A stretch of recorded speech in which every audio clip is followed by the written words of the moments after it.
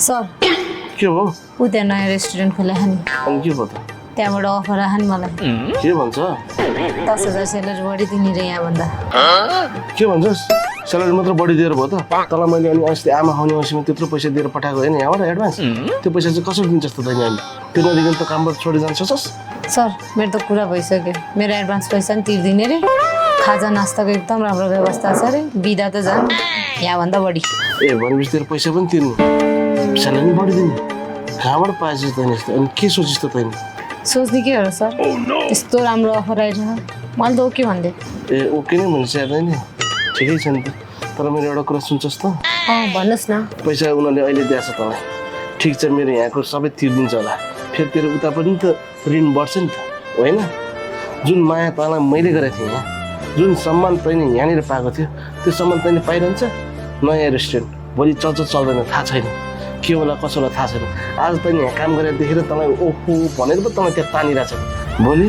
तेरो खाँचो पुरा भइसकेपछि तँलाई त्यहाँबाट फेरि निकालिदिन्छ तेरो स्यालेरी कम गरिदिन्छ जसरी भए पनि तँलाई निकालिदिन्छ अनि फेरि त रुँदै यहाँ आउनु पऱ्यो नि मबाट काम गर्नलाई कति न तँलाई यति माया गरेर राखेको छ मैले न पैसा लिए भनेको छ त्यत्रो पैसा जहिले भने तैँले माग्दाखेरि दिइरहेकै छु ठिकै छ त जाने नि भनेर सोचिरहेको रहेछ जा केही छैन छोडिदे तेरो सरलाई यहाँ केही पनि फरक परेन तर यदि यहाँको जस्तो माया यहाँको जस्तो सम्मान तँलाई त्यहाँ मिलाएर रहेछ भने तैँले यहाँनिर तिर्न पर्ने पैसा पनि मलाई चाहेन र त्योभन्दा उल्टै तँलाई 5,000 रुपियाँ म मेरो खल्टीबाट भए पनि तँलाई दिन्छु जा गइहाल मेरो चिन्तै नगर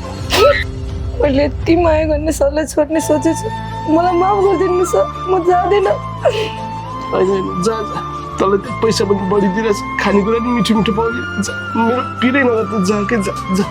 माफ गरिदिनु सर म तपाईँलाई छोडेर कहीँ जाँदैन अबदेखि मलाई कसैले भड्काउन खोज्यो भने म तिनीहरूलाई आफै छुट दिन्छु ल ठिक छ त्यसो भए जा त्यहाँ किचनबाट बिलहरू लिएर जा हस् सर